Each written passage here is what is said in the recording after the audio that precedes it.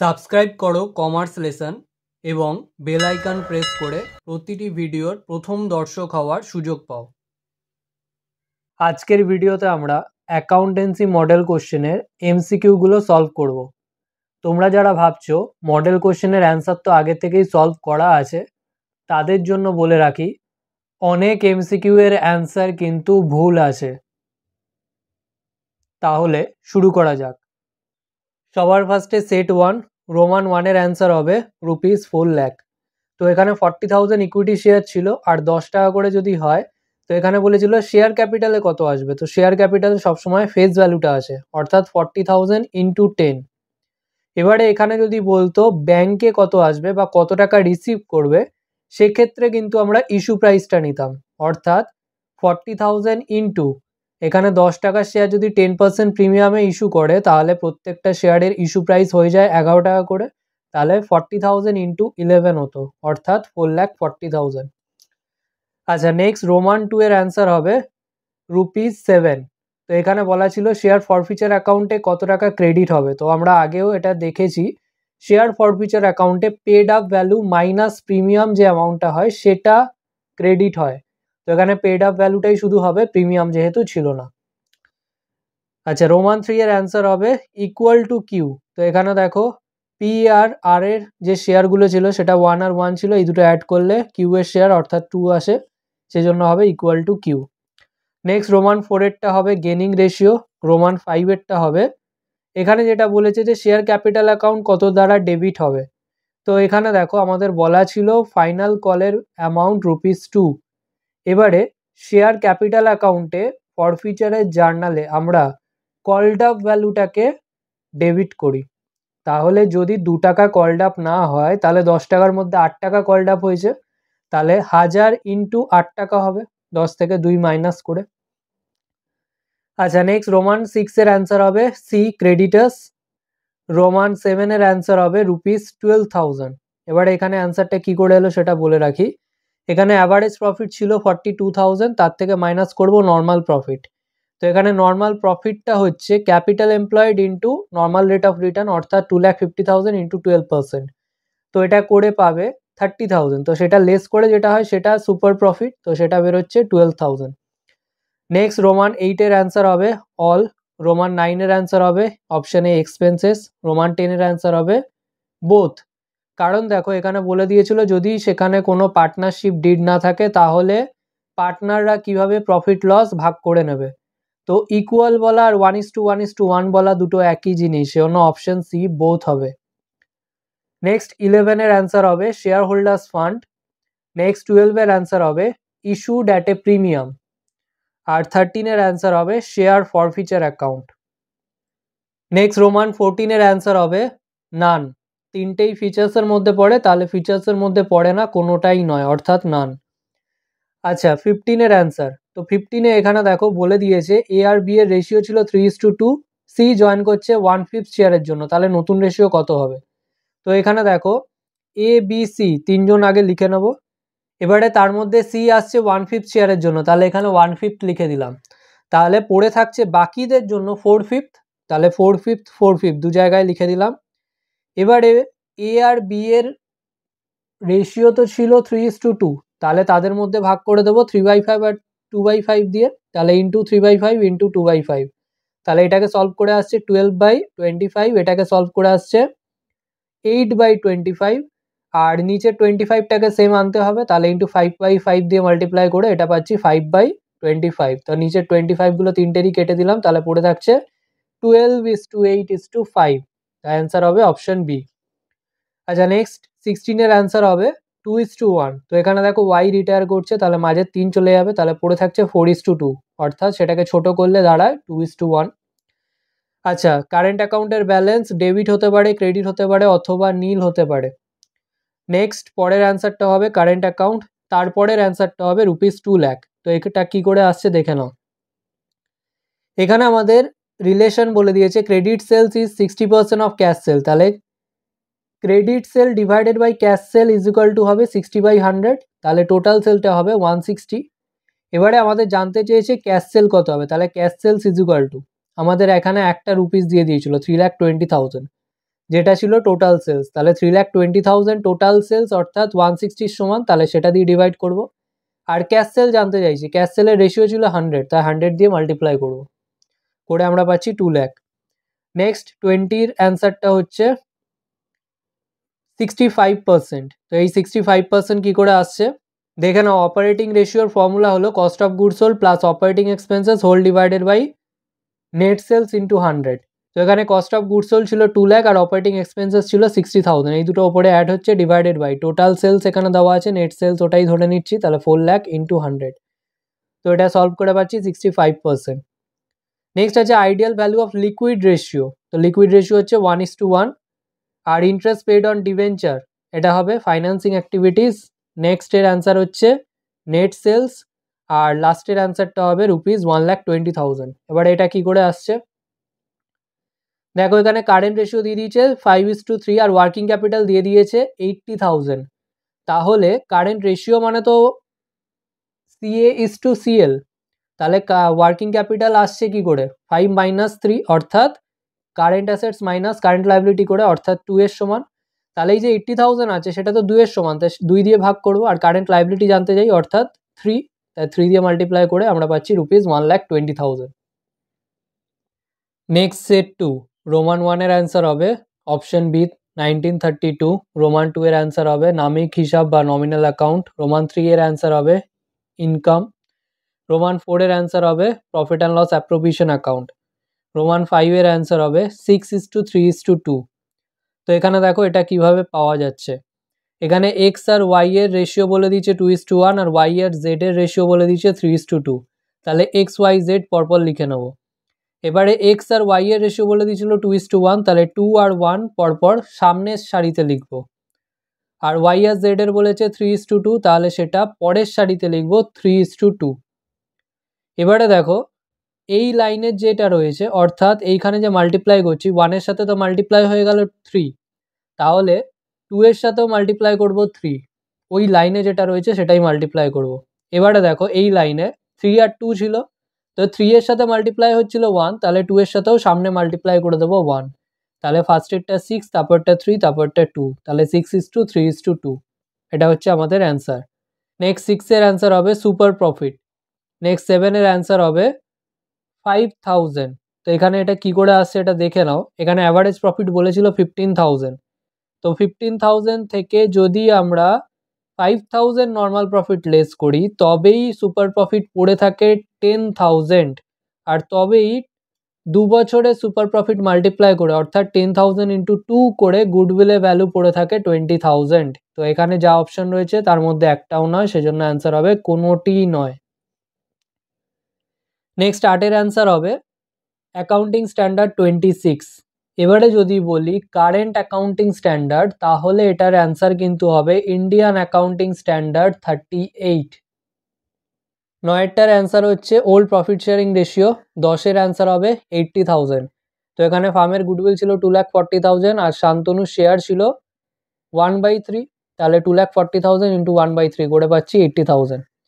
Next 11টার answer হবে preference share, 12-র answer হবে capital receive, 13-র answer হবে সেকশন 52, যেহেতু আমাদের কোম্পানিজ অ্যাক্ট 2013 বলে দিয়েছে সেজন্য অ্যান্সার হবে 52, আর যদি এটা কোম্পানিজ অ্যাক্ট 1956 বলতো তাহলে হতো সেকশন 78। আচ্ছা নেক্সট হচ্ছে 14টা, এখানে হবে পার্সোনাল অ্যাকাউন্ট। নেক্সট 15টা, এটার অ্যান্সার হবে 10%, যেটা এখানে একটাও অপশন ছিল না। নেক্সট 16-র অ্যান্সার হবে অপশন ডি, 17-র অ্যান্সার হবে অপশন সি, 18-র অ্যান্সার হবে অপশন সি, 19-এর অ্যান্সার হবে option B non current investment, 20-র অ্যান্সার হবে টোটাল অ্যাসেটস, 21-এর অ্যান্সার হবে ওয়ার্কিং ক্যাপিটাল রেশিও। আচ্ছা 22-এর অ্যান্সার হবে ₹1 লাখ। এবার এটা কি করে আসছে এটা দেখে নিই। এখানে আমাদের বলেছিল gross profit ratio 25%, gross profit রেশিওর ফর্মুলা হচ্ছে জিপি বাই সেলস, তাহলে GP by sales is equal to 25/100, তাহলে কস্ট বা কস্ট অফ গুড সোল্ড হবে 100 - 25 মানে 75। এবারে আমাদের এখানে যে অ্যামাউন্টটা দেওয়া ছিল 3 লাখ, সেটা তো কস্ট অফ গুড সোল্ড বা কস্ট দেওয়া ছিল, তাহলে সেটা তো 75 এর সমান, তাহলে 3 লাখ ডিভাইডেড বাই 75 করবো ইন্টু, আমাদের জানতে চাইছে গ্রস প্রফিট রেশিও ছিল 25, তাহলে ইন্টু 25 করবো, করে পাচ্ছি 1 লাখ। নেক্সট 23 এর অ্যান্সার হবে ফাইন্যান্সিং ক্যাশ ফ্লো। নেক্সট 24 এর অ্যান্সার হবে issue of shares. Next set 3 এর রোমান 1 এর অ্যান্সার হবে অপশন সি। রোমান 2 এর অ্যান্সার হবে অপশন এ ফিক্সড। রোমান 3 এর অ্যান্সার হবে ব্যয় বা এক্সপেন্সেস। রোমান 4 এর অ্যান্সার হবে অলওয়েজ ডেবিট। রোমান 5 এর অ্যান্সার হবে ইনট্যাঞ্জিবল ফিক্সড অ্যাসেট বা অস্পর্শনীয় স্থায়ী সম্পত্তি। 6 এর অ্যান্সার হবে অল অফ দিস। 7 এর অ্যান্সার হবে হ্রাস পায় বা ডিক্রিজ। 8 এর অপশন হবে ডিক্রিজ অর ইনক্রিজ। 9 এর অ্যান্সার হবে গেনিং রেশিও। 10 এর অ্যান্সার হবে যে কোনো একটি, এনি ওয়ান অফ দিস। 11 এর অ্যান্সার হবে উপরের সবগুলি, তাহলে অল অফ দিস। আচ্ছা, 12 এর অ্যান্সার হবে পার্সোনাল অ্যাকাউন্ট। আর 13 এর অ্যান্সার হবে সেকশন 53। এটা যেহেতু আমাদের কোম্পানিজ অ্যাক্ট 2013 বলেছিল, সেজন্য সেকশন 53 হবে। আর যদি কোম্পানিজ অ্যাক্ট 1956 বলতো সেক্ষেত্রে হতো সেকশন 79। নেক্সট 14 এর অ্যান্সার হবে ইস্যু অ্যাট প্রিমিয়াম। নেক্সট 15 এর অ্যান্সার হবে নো ম্যাক্সিমাম লিমিট। নেক্সট 16 এর অ্যান্সার হবে at any one of this. Next 17 এর অ্যান্সার হবে আদায়কৃত বা পেড আপ ক্যাপিটাল। নেক্সট 18 এর অ্যান্সার হবে ব্যয় বা এক্সপেন্স। 19 এর অ্যান্সার হবে ঋণপত্র বা ডিবেঞ্চার। 20 এর অ্যান্সার হবে ট্রেন্ড অ্যানালিসিস। 21 এর অ্যান্সার হবে 2:1। নেক্সট 22 এর অ্যান্সার হবে কুইক রেশিও। 23 এর অ্যান্সার হবে 73। তো 73 কি করে এলো? 365 ডেজ হয়, তারকে 5 দিয়ে ডিভাইড করব, তাহলে 365 ডিভাইডেড বাই 5 করলে 73 ডেজ হবে। আচ্ছা, নেক্সট 24 এরটা হবে AS3।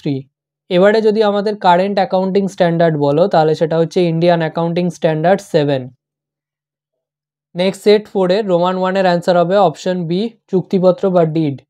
রোমান 2 এর অ্যান্সার হবে অংশীদারি নিবন্ধক বা পার্টনারশিপ রেজিস্টার।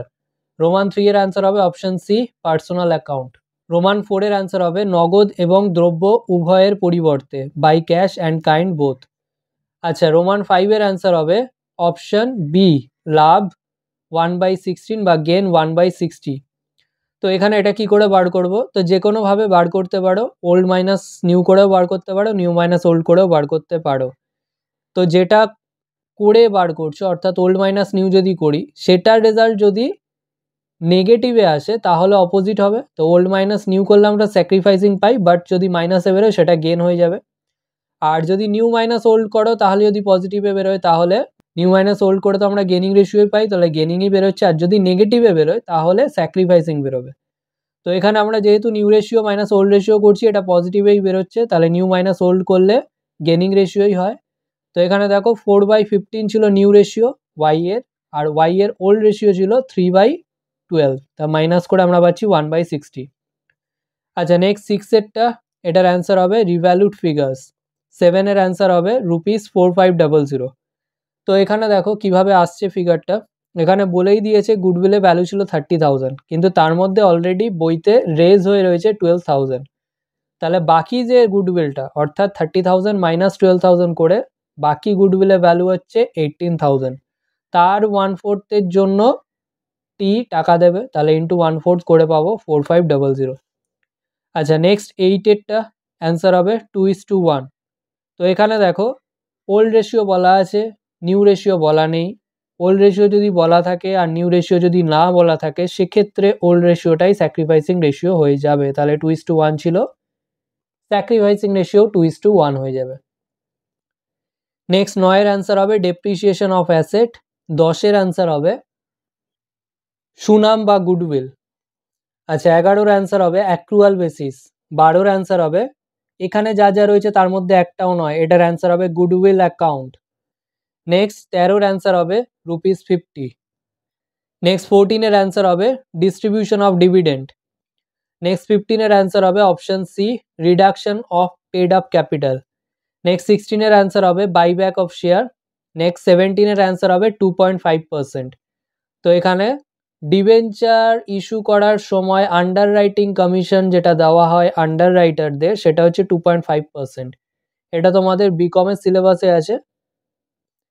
নেক্সট 18 এরটার অ্যান্সার হবে প্রাইভেট প্লেসমেন্ট। নেক্সট 19 এর অ্যান্সার হবে নেট সেলস। 20 এর অ্যান্সার হবে বিক্রয় ফেরত, বিক্রয় ছাড় এবং নগদ ছাড়, মানে sales return and allowances and sales discounts. Next 21 এর অ্যান্সার হবে চলতি সম্পত্তি বা কারেন্ট অ্যাসেট। নেক্সট 22 এর অ্যান্সার হবে ক্যাপিটাল গিয়ারিং রেশিও একটা long term solvency ratio. Next হচ্ছে ব্যাংক ওভারড্রাফটটাকে কোথায় দেখানো হয়, এটা কিন্তু হবে নগদ এবং নগদ সমতুল হিসাবে, অর্থাৎ ক্যাশ অ্যান্ড ক্যাশ ইকুইভ্যালেন্ট। এটা কিন্তু ইন্ডিয়ান অ্যাকাউন্টিং স্ট্যান্ডার্ড 7 এর প্যারাগ্রাফ 8-এ পরিষ্কার করে বলা রয়েছে। আচ্ছা নেক্সট 24 এর অ্যান্সার হবে ₹1 লাখ। এবারে এটা কি করে এলো, দেখো নেট মুনাফা বলা আছে 90,000 আর গুডউইল রিটার্ন অফ করা হচ্ছে কত 10,000। তাহলে গুডউইল রিটার্ন অফটাকে অ্যাড ব্যাক করে নেবো, তাহলে 90,000 প্লাস 10,000 করে আমরা অপারেটিং প্রফিট পেয়ে যাব 1 লাখ। নেক্সট সেট 5 এর রোমান 1 এর অ্যান্সার হবে option C interest on loan. Roman 2 এর অ্যান্সার হবে অপশন বি ফিক্সড। রোমান 3 এর অ্যান্সার হবে অপশন সি অপশনাল। রোমান 4 এর অ্যান্সার হবে ₹6,000। তো এখানে এটা কি করে এলো দেখে নাও, অ্যাভারেজ প্রফিট ছিল 15,000, তার থেকে নর্মাল প্রফিট লেস করলে সুপার প্রফিট পাবো। এবার নর্মাল প্রফিট যদি 6,000 টাকা হয় তবেই সেটা মাইনাস করে সুপার প্রফিট হচ্ছে 9,000, এবং সুপার প্রফিট 9,000 হলে তবেই 2 ইয়ার্স পারচেস অর্থাৎ 2 মাল্টিপ্লাই করে গুডউইলের ভ্যালু হবে 18,000, যেটা আমাদের অঙ্কে বলা রয়েছে। তাহলে অ্যান্সার হচ্ছে ₹6,000 নর্মাল প্রফিট হবে। আচ্ছা নেক্সট 5 এরটা এখানে বলে দিয়েছে, এই অঙ্ক আগেও দেখলাম, এ আর বি এর রেশিও বলে দিয়েছে 2:1 আর বি আর সি এর রেশিও বলে দিয়েছে 3:2। তাহলে এবিসি তিনজন লিখে নেবো। সবার ফার্স্টে এ আর বি এর রেশিওটা প্রথম সারিতে লিখবো 2 আর 1, আর বি আর সি এর রেশিওটা দ্বিতীয় সারিতে 3:2। এবারে মাল্টিপ্লাই করবো, তাহলে 1 এর সাথে 3 মাঝে মাল্টিপ্লাই হচ্ছে। এবারে 1 এর সাথে যেহেতু 3 মাল্টিপ্লাই হচ্ছে তাহলে ওই লাইনে 3 ছিল, তাহলে 2 এর সাথেও 3 মাল্টিপ্লাই করবো। আর এখানে দেখো 3 এর সাথে 1 মাল্টিপ্লাই হচ্ছে আগের লাইনের, তাহলে 2 এর সাথেও 1 মাল্টিপ্লাই করবো, করে এটা আসছে 6:3:2। আচ্ছা নেক্সট 6 এরটা অ্যান্সার হবে বি, কারণ দেখো এখানে জাস্ট ক্যালকুলেটারে করলেই পেয়ে যাবে। এখানে যদি ওল্ড রেশিও দেখো, এর ওল্ড রেশিও ছিল 2/3, তো 2/3 করলে ক্যালকুলেটারে পাবে 66 পয়েন্ট সামথিং, মানে 0.6666 এরকম ভাবে কন্টিনিউ ফিগারে থাকবে। আর 1/3 করলে 33.33, মানে হচ্ছে 0.3333 রেকারিং ফিগারে থাকবে। সেমভাবে যদি নিউ রেশিও করো, এর ক্ষেত্রে হবে 3/5, মানে 60%, মানে 0.60।